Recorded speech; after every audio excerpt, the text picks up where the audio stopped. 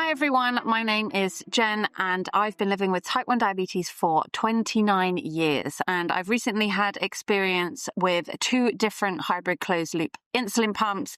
You may or may not be looking at insulin pumps, wondering whether they can work for you, thinking about changing your diabetes management style and want to know really how these pumps work. And while I'm not a medical professional, I do now have real world experience with both the Omnipod 5 and the Ypsopump hybrid closed loop systems. So I thought it might be interesting to talk a little bit about my experience, how I found the pumps and what I think and feel about them in relation to my life and real world use as someone living with type 1 diabetes. So of course, first of all, I have to say that this is all based on my own personal experience. I'm absolutely not a medical professional. You must seek advice from a medical professional if you are thinking of changing your diabetes management.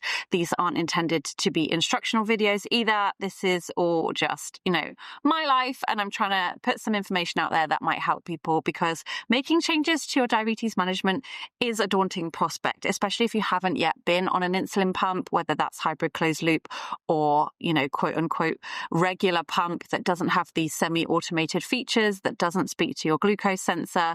And if you're coming from injections and thinking about choosing a pump, it is a big decision, and I appreciate that. I also want to say up front that I have a professional relationship with Insulet, who are the makers of the Omnipod 5. However, this has nothing to do with that, and any and all opinions are my own. This is, as I said, just my honest experience in the spirit of helping people. So here we are, the CamAPS Ypsopump and the Omnipod 5 patch pump. Now, I'm not going to go into the ins and outs of what these systems do and how they, really work, because A, I'm not the person best placed to do that, but B, I also have some other videos on my channel talking a little bit about what hybrid closed loop is. I have other podcasts as well. So, dig around. There'll be links beneath the episode description, wherever you are watching or listening to this, where you can find out a bit more. But I will also put some notes in that come from very reputable sources in terms of telling you really what these tools are about from a professional standpoint. As I said, just my personal experience. And I'm just a girl living with diabetes, trying to make it work as best as she can. So very, very briefly, a hybrid closed loop system is a type of insulin pump system that delivers insulin, but also takes readings from your glucose sensor to make adjustments automatically to your basal delivery to help you hopefully stay in range more than if you're using other types of diabetes management. And that isn't guaranteed. These are tools and you have to work with the tools. You also still have to bolus and count your carbs and in some cases take correction doses. But on the whole, the baseline of diabetes management, in my experience, has been a lot easier to manage. I've been able to make less decisions and stay in range more of the time with both of these hybrid closed loop systems that I've tried. A regular insulin pump, for example, the one I was on prior to hybrid closed loop, will not make those automatic adjustments. You will be on what's known as a basal and bolus regime, where you are being delivered small amounts of insulin every hour, as well as doing your bolus doses on top for food and other things. But those automatic adjustments, that response to your glucose readings, isn't being made. And that's the big difference with hybrid closed loop, which is why a lot of people have found it very beneficial to their diabetes management. Now, sorry to disappoint you if this is what you're looking for, but this isn't a versus. I'm not going to say one is better and one is worse. One, because as I've already expressed, this is such a unique individual condition for everyone that lives with type 1 diabetes, and diabetes management is a really personal thing. There is also, understandably and rightly so, an incredibly high standard of testing and approval to get these systems on the market. So if you choose an Omnipod 5 or you choose an CamAPS Ypsopump, you're choosing a good insulin pump. There is no doubt about it.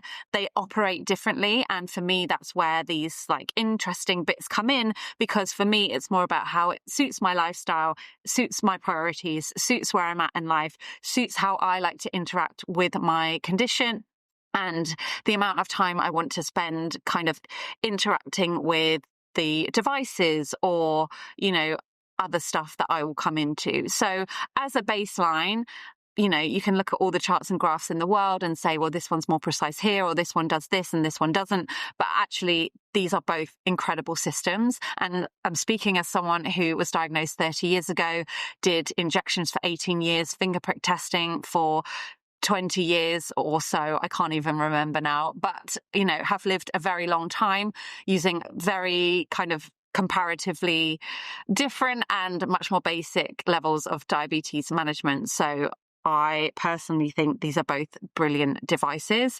And as I said, it kind of comes down to personal preference, priority, and, what you're thinking about for you or for the person that you may be caring for who is living with type 1 diabetes. Basic settings need to be right, really, I think. It's like the base, the foundation of the house before you then start painting the walls and putting the roof on. You kind of need to get those settings correct first. They're all adjustable. You can kind of tweak with your healthcare team as you go. There's kind of standard settings they'll probably get you set up on when you first start. And then it's about making tweaks to different settings on the system, whether that be insulin action time, for example, or your insulin to carb ratios, which you can customize a lot of the time depending on the different times of day. There's all sorts of things that you can set to make different tweaks if these systems aren't working for you. And it does take a bit of time. So I would say as well, if you are just starting out on this journey, it may not click straight away. But I found with both that over time, I come to understand more about how they work, and I can then adapt how I'm using them a little bit to kind of get the most out of them, if that makes sense. Both of these systems, both the Omnipod 5 and the Ypsopump, I have been able to achieve really good time in range, really good results, comparative to a normal insulin pump or multiple daily injections. I've been able to dial down the diabetes noise, my quality of sleep and my depth of sleep, and the amount of uninterrupted sleep I have is vastly improved on both devices.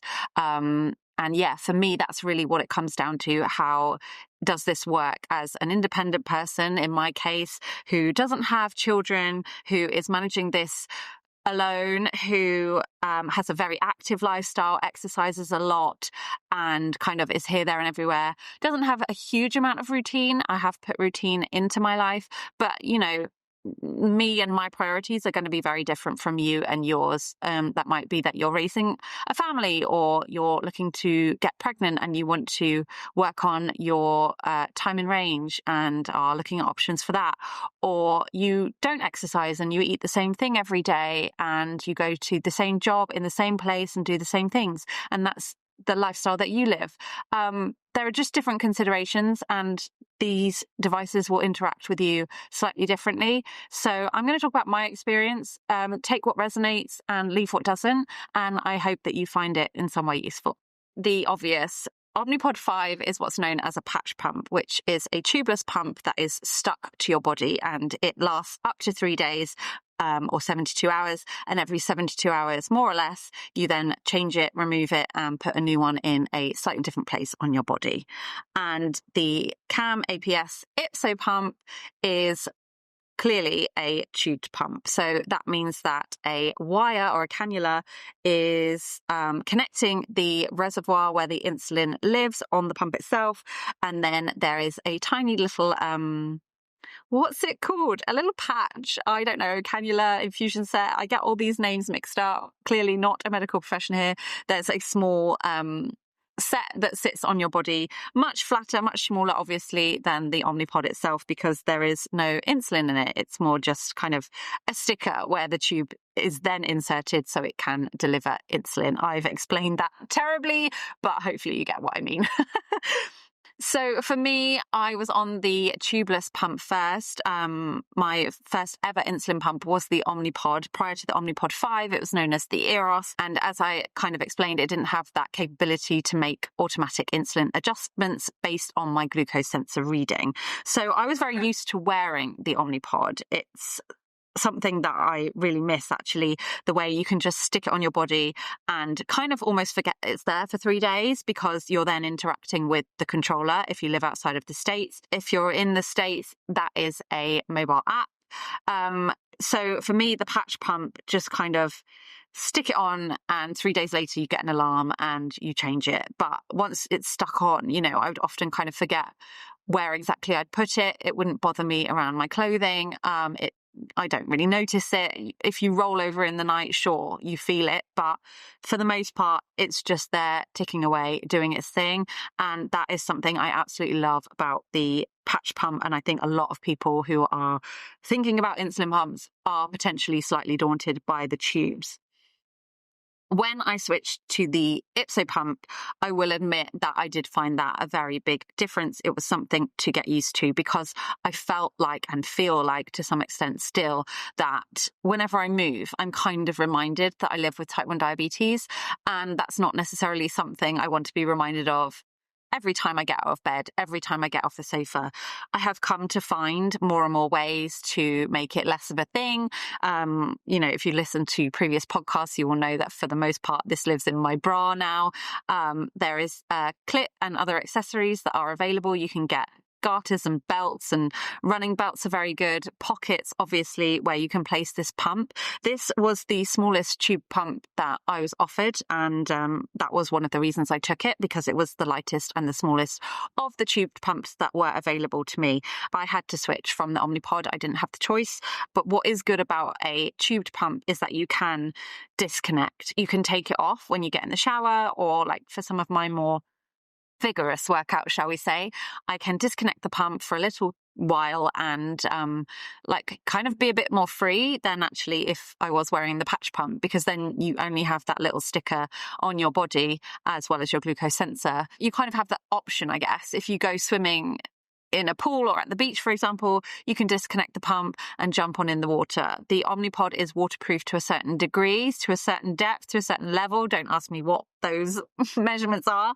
But for swimming, showering and bathing, you keep the Omnipod on. So yeah, tubed versus tubeless is probably the main difference that people would consider, and the obvious thing. I've spoken many times before about how I wasn't really considering an insulin pump. Then I was going to ask some questions about an insulin pump, and I didn't even know that the Omnipod or such thing as a patch pump existed. It was only when my consultant showed me that that was available, I then went forward with moving on to the Eros insulin pump 10 years ago.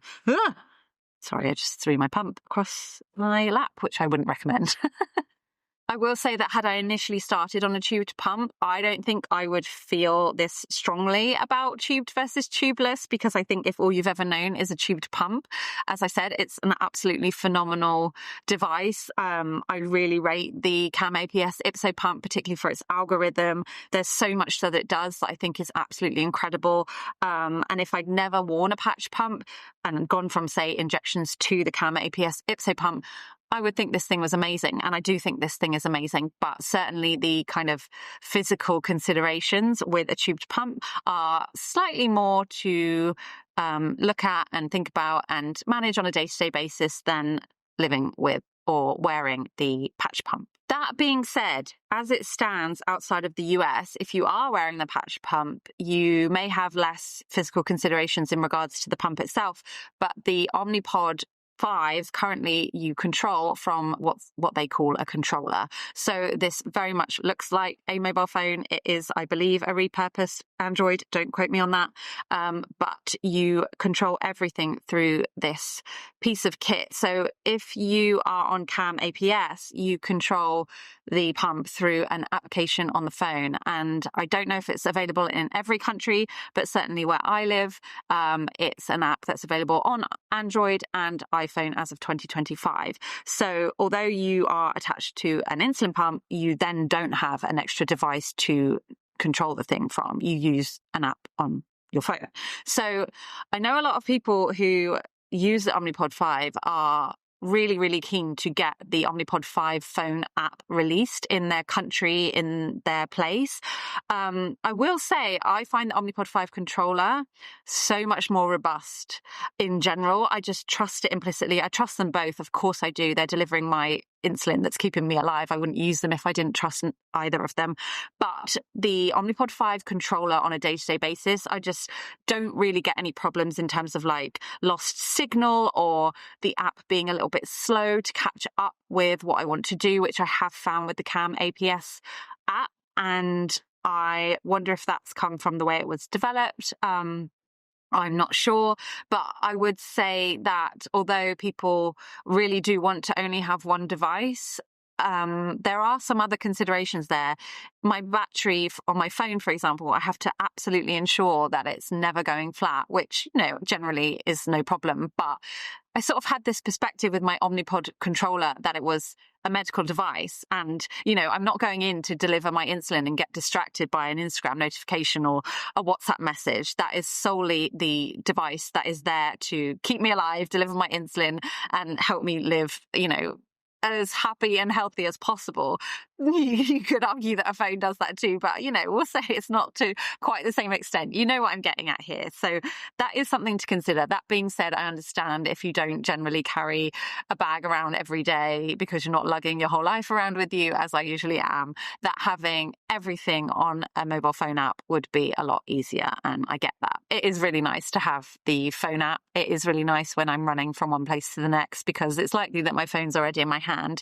If I'm sort of thinking ahead, want to check something or want to even deliver a little bolus, you can kind of do things on the move. If I'm in a queue for a coffee shop, and I'm about to eat something from that coffee shop, I've already got my phone in my hand. I can just, deliver a bolus very easily. It's equally as easily done on the Omnipod 5 controller, but I have to take that controller out of my bag because it's likely that I'm not stood with it in my hand. So it's those little things like that. They both work very well. They are different in the way that they work, but I do find, for me, the Omnipod 5 controller just feels more solid. With the CamAPS app, it works really well. It does everything I think it should do. Everything's very clear. I maybe will leave some links below where you can kind of look at the screens. I think that's available for both pumps. Again, don't quote me on that. I really should stop saying things I'm not sure of. But for the most part, it works really well. I think there's just been a few too many occasions where the app's taken too long to catch up and I really want to bolus because my food is on the table and I'm just waiting for it for a minute to kind of catch up to what button I've pressed, or it might go out of automated mode for a minute.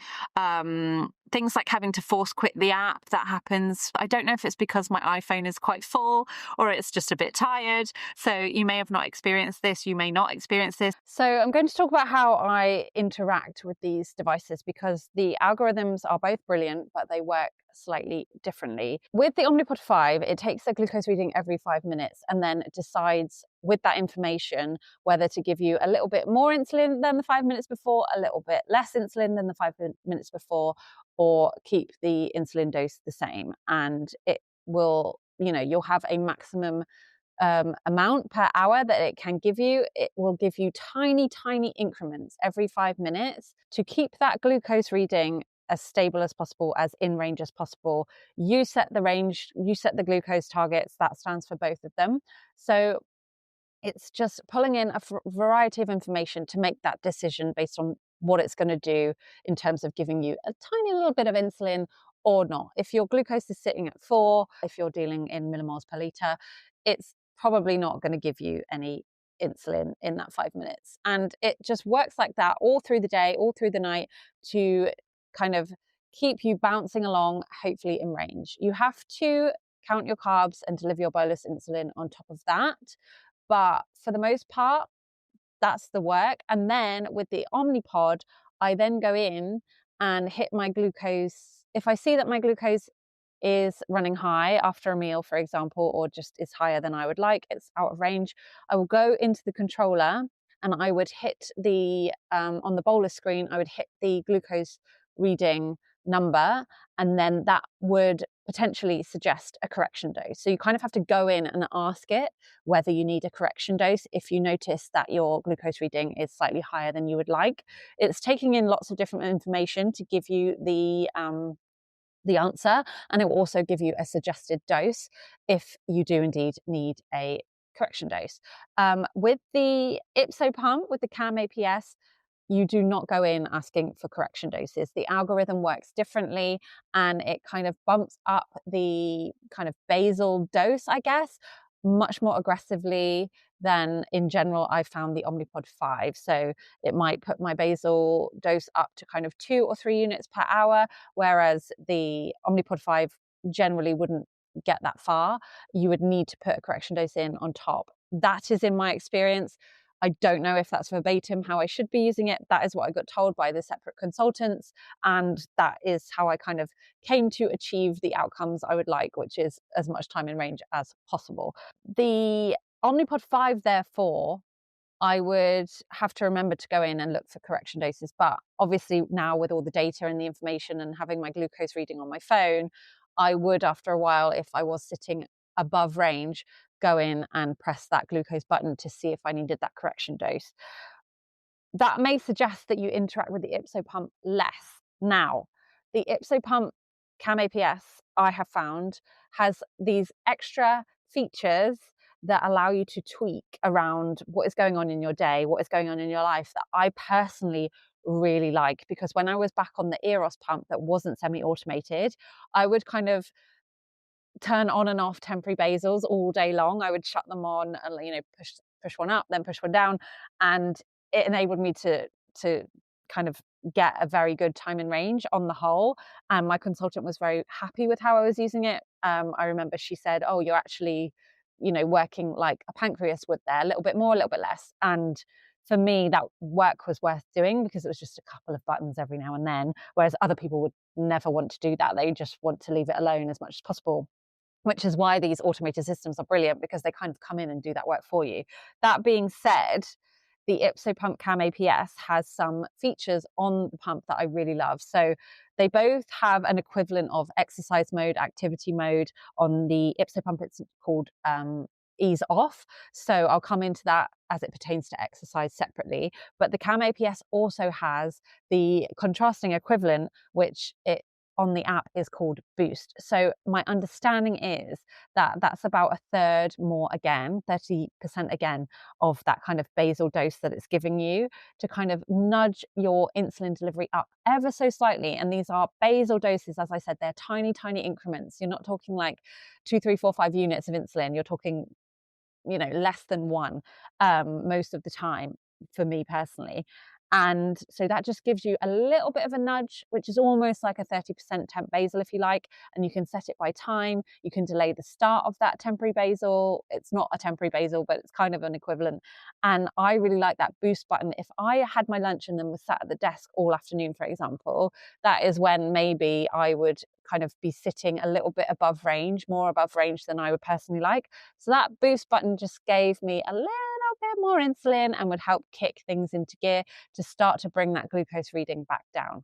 And then there's another button called Add Meal on the Ypsopump on the CamAPS, and with that button you get 3 options, and one of them is hypoglycemia, one of them is small meal or snack, and one of them is slowly absorbed meal. As this was explained to me in my training, those 3 options are kind of you telling the pump to stand to attention. It's as if you've got an army of soldiers working on your behalf who are prepared and equipped with extra insulin, and you're kind of putting them on guard. They're not going to deliver anything just yet when you press those buttons, but they are going to get ready just in case. And if and when your glucose starts to rise, you have given it that extra information. You've told it how many grams of the snack or hypo treatment you've had in terms of carbohydrate, and it can kind of handle it.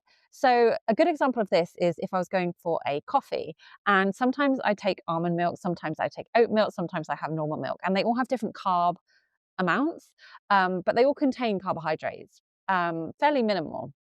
So I wouldn't necessarily want to bolus for that coffee, because depending on what I was up to that day, if I was taking the coffee and then going for a walk, or if I was taking the coffee and then sitting still for 2 hours, I may or may not need some insulin to cover the amount of carbohydrates in that milk, because it is a small amount of carbohydrates. So I would put in the small meal or snack button like however many grams of carbs I believed it to be, let's say for argument's sake, 10 grams of carbs, I would input that 10 grams of carbs, and then the little soldiers in my insulin pump would stand to attention.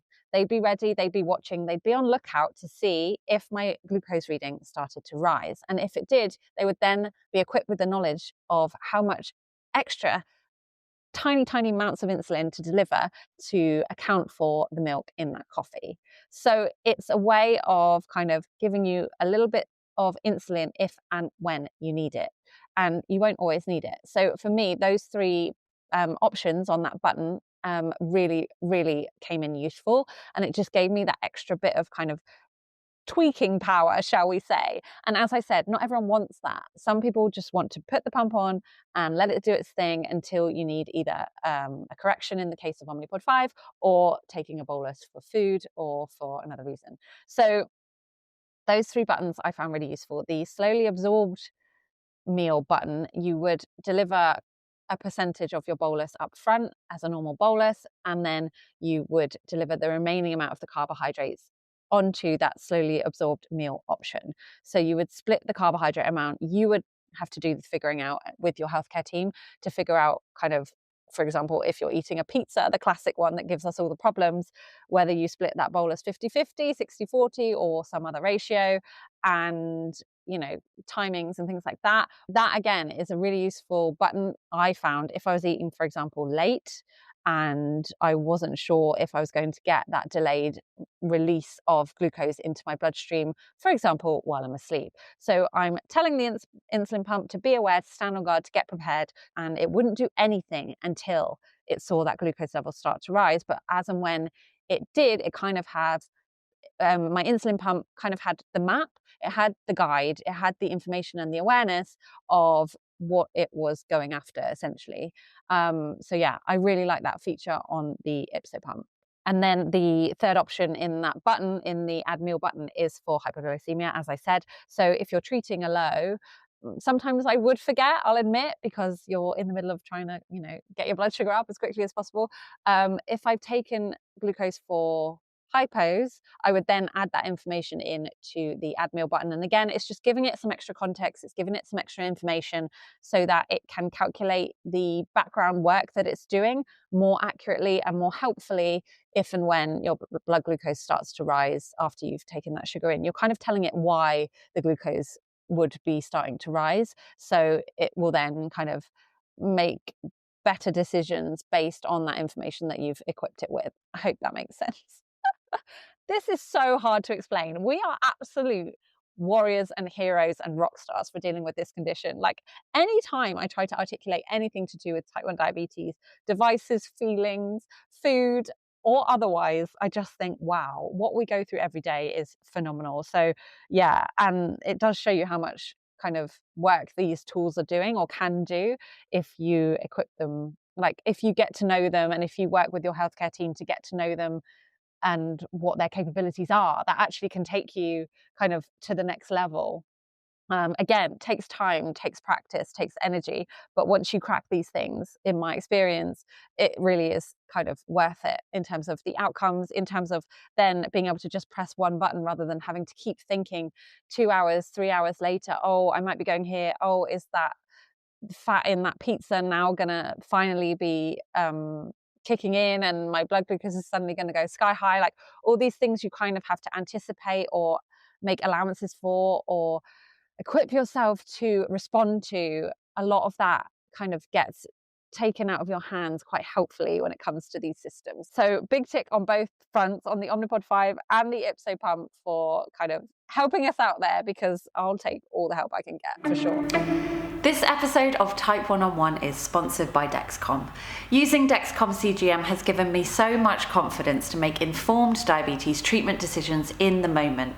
You can choose to wear it on your arm or your abdomen, which is so great to give those sites a break. And all Dexcom CGMs have the share and follow feature, even when connected to an insulin pump. So your family and friends can see your glucose levels and get alerts, giving that extra bit of support when needed.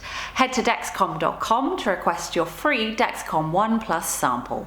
Always read the user manual for important product aspect and limitations. Talk to your doctor for diabetes management terms and conditions and terms of use. And this may sound confusing, which was not my aim at all.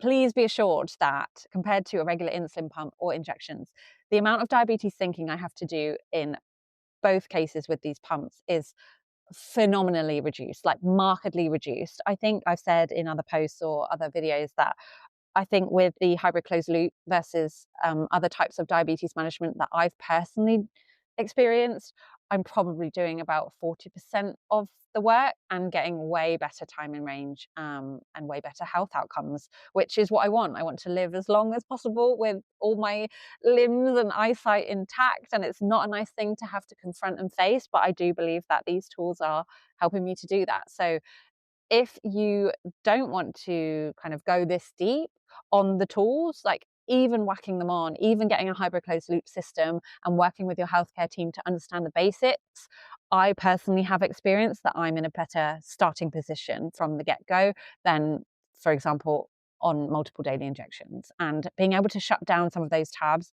in my brain has just been incredible. And kind of, you're not taking your hands off the wheel because it's not completely automated. You're still interacting, collaborating, working with these tools. But certainly the amount of time and energy and headspace that type 1 diabetes is taking up in my brain, in my life, and in my sleep especially, it's a vast improvement. So rest assured, if this is all going over your head, do not worry. Speak to your healthcare team, get up to speed with, the basics and go from there. And you can build on these tools. You can, once you're up and running, as I mentioned at the beginning, with like the correct ratios, it's all then to be kind of tweaked as and when you need to with your healthcare team. And there are different things you can do to get to hopefully the outcomes that you are happy with and you feel good about. And I have been told by more than one consultant that I am interacting with them too much. I'm doing too much. They are designed for you to kind of relax in terms of letting the pump do the work it's designed to do. So let's talk about exercise. This is where I've maybe, I would say, had more to think about and confront and work on with the Ypsopump CamAPS, but I would say that this is not going to be the case for everyone because I do a ridiculous amount of exercise. I'm a high rocks girly, I'm a runner, and it is hugely beneficial to my life and my type 1 diabetes, but I absolutely appreciate that not everyone is training with quite the enthusiasm that I do. I do it because I love it. I do it because it gives me community. I do it because it benefits my mind as much as my body, if not more than my body. And for me, it's worth what can be the extra challenges or the extra frustrations when it comes to trying to figure out how to do that very, very energetic exercise with an insulin pump. So both of these pumps are equipped with a feature that you can utilize to hopefully reduce the number of hypos you have around physical activity. And this goes for all types of activity. These features can be utilized for walking, for cleaning. I'm guaranteed a hypo when I'm cleaning if I've got insulin on board. If you're the parent of a child with type 1 diabetes, utilizing this feature so that they can run off and just play for, an amount of time that you may or may not know at the time. These are different ways that you can use these features. But again, you need to speak to your healthcare professionals to ensure that you're doing that to the best of the tool's ability in a way that suits the need that you have, and also, most importantly, so that you can do it safely. So in the case of the Omnipod 5, it's what's known as activity feature. And in the case of the Ypsopump CamAPS, it's what's known as ease off. Now, they're both buttons, they're both settings, and what they both essentially do is set your target glucose slightly higher so that when the pumps take the reading from your glucose sensor and make a decision based on that reading as to what to do in terms of your insulin delivery, these micro doses of insulin, it's going to be more conservative with those decisions. It's going to give you less insulin to keep your glucose reading slightly higher so that when you are exercising, moving, whatever it is, you are hopefully at a lesser risk of going hypo. Now, I will say that in my personal experience, if I have a substantial amount of insulin on board, the chances of not going into hypo are pretty slim because the insulin is in there already.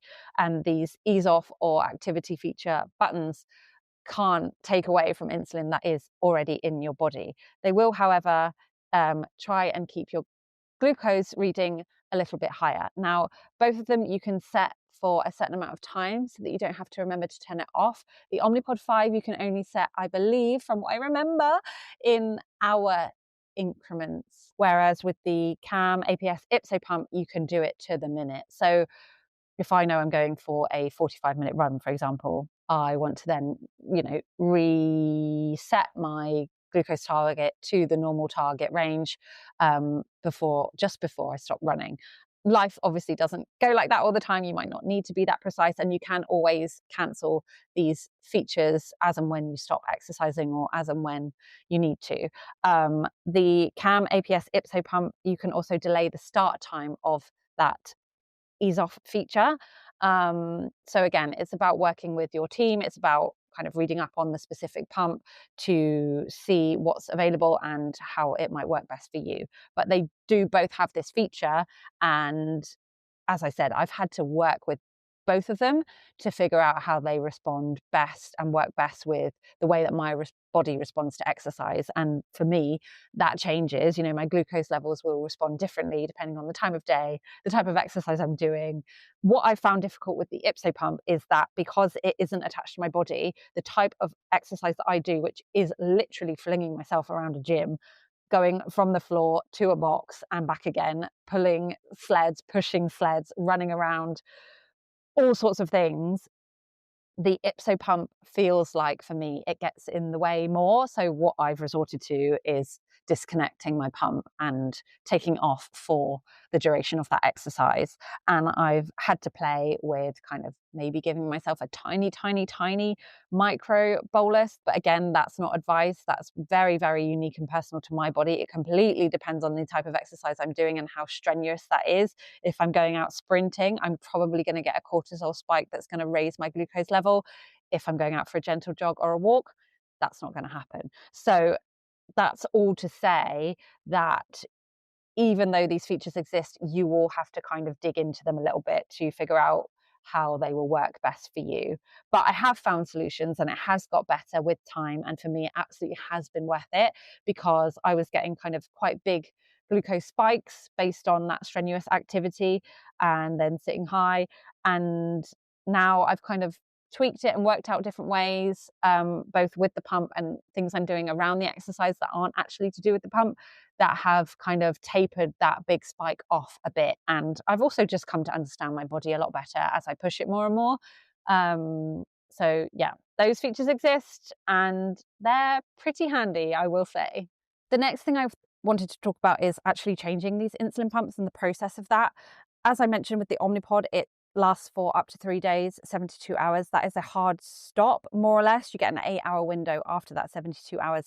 You have to change it. The Ypsopump has a little bit more flex, a little bit more leeway. If you've still got insulin in your reservoir, it's not going to hard shut off. However, the recommendation is still to change it every 3 days so that you don't build up scar tissue on your body where the cannula is inserted. And I have experienced that when I may or may not have forgotten to change my cannula for a little bit longer than is desirable. In terms of changing them themselves, the Omnipod, as I mentioned, the patch pump, you fill with insulin, you stick it on your body, and then it's on your body for those 3 days. That to me is a pretty self-contained, very simple, smooth process. That might be because I was on Omnipod, a version of the Omnipod, Eros or Omnipod 5 for more than 10 years. So I had that process down. I felt certainly when I first went onto the Ypsopump, there was just more stuff. You've got infusion sets, you've got cartridges, you've got different parts with the tubing as well, and like placing it on your body, and you have to pull back the spring. And there's just a bit more going on that to me felt like more of a process. And I've done it in some very less than ideal places, shall we say. I've changed it on a moving train, in the toilet of a moving train, and also in the passenger seat of my boss's car. I've done it in places that I wouldn't like to do it. I like to do it at home where I'm comfortable.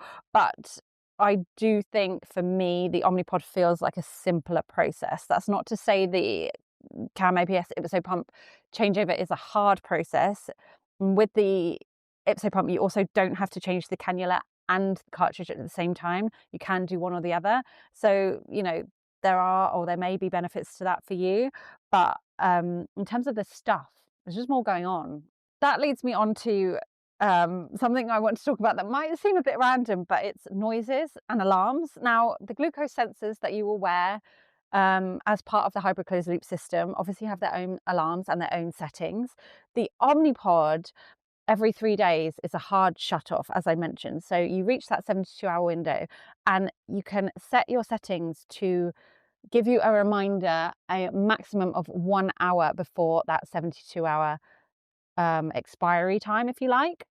When it gets to that hour, and you can set it to remind you a bit earlier, but for me, I leave it as late as possible before I get that noise, because that alarm to tell you that your pod is about to expire is so loud, and it comes from the pod itself. So it's on your body and you get this, if you know, you know.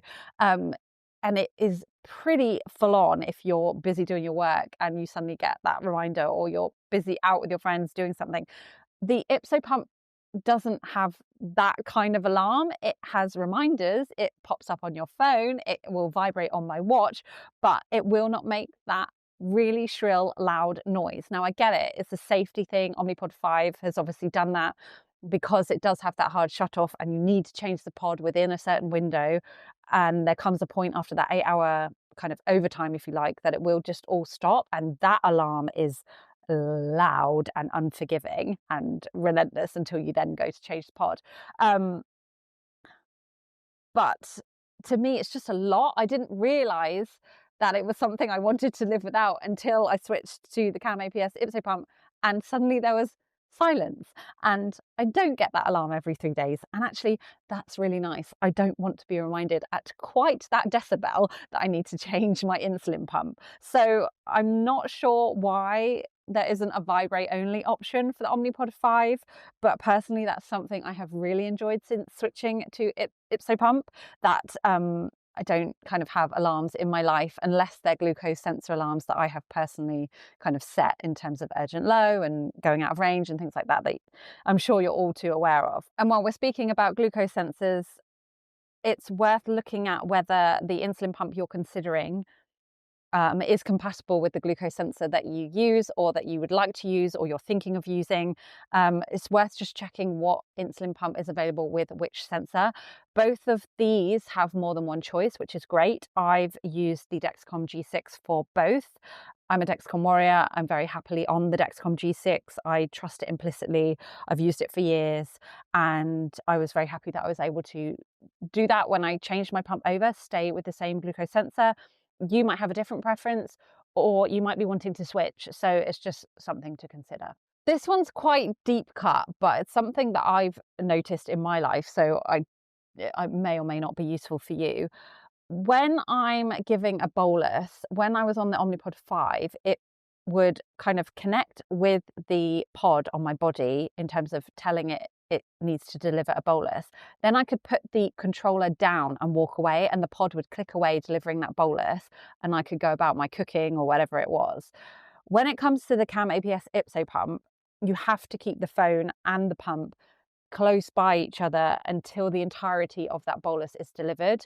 I've done it a few times, or I certainly did at the beginning when I first went onto it, where I would hit bolus please on my app, and then I would walk away from the phone for whatever reason, and that bolus would then not deliver in its entirety. It would get cut off because it would lose signal. It will tell you, the phone will tell you, but if you then don't go back to look at your phone for a while, you might suddenly realize what's happened. I don't do it anymore. You obviously just get used to it. And yeah, I'm very aware that I want to take my bolus. When I tell it to take my bolus, I want that full bolus, please. That is pretty important. So yeah, just a random one, a little side note there. But again, these are things that you don't know until you're kind of living with these things and working with them and using them on a day-to-day basis. That's kind of it. I really would say there is no perfect insulin pump because these aren't tailor-made for each individual person. They are both fantastic in my mind. I've been able to achieve more or less the similar time and range with both options. I've just gone about it in a different way because the pumps work slightly differently. I think they're both fantastic. I've said that more than once, and I truly mean that, especially in relation to where I've come from when I was first diagnosed all the way back when in 1996. I'm incredibly grateful to have these options, or to have had these options, and I am so happy that these are becoming more and more available, because for me, the amount of decision making, fatigue, frustration that living with type 1 diabetes brings has been reduced. So it really is very personal, but at the same time, these are designed to serve many, many people. There are also features on both of these insulin pumps that I do not use. And it will just depend on who you are and what your priorities are and where you're at in your life. One that springs to mind is custom food feature on Omnipod 5. I'm sure it's a fantastic feature, but I'm someone who eats at different times every day. I have a lot of time autonomy. I eat different foods every day. So it's just not something I've looked into or tried to use. I'm sure I'm probably missing a trick there. But for example, if you have small children and you eat pretty much the same foods every day, and you need to save yourself 2 or 3 taps on the controller to get your bolus going, that's probably going to be quite useful for you. Again, it's just about working with your healthcare team to really uncover what options you have, what's available to you, and what you are prioritizing in terms of your lifestyle and your needs as a person living with type 1 diabetes. I'm sure there's stuff I've missed, but I do hope you found this video useful. If you have any more questions, you can come and say hi on Instagram. I'll leave all the links below. I will do my best to help you, but as I said, I'm not necessarily the best placed person to answer certainly technical questions. I can only speak from my experience. And with that, I hope you found this video useful, and thank you for taking the time to be with me today. I hope to speak to you all soon. Take care. Bye. I hope you enjoyed this episode of Type 1-on-1. Please remember that nothing you hear on this podcast should be taken as medical advice. I'm definitely not a healthcare professional. If you like what you hear, hit subscribe and do leave a little review on iTunes if you have time. It really helps to spread the word about type 1 diabetes. And thank you so much for listening.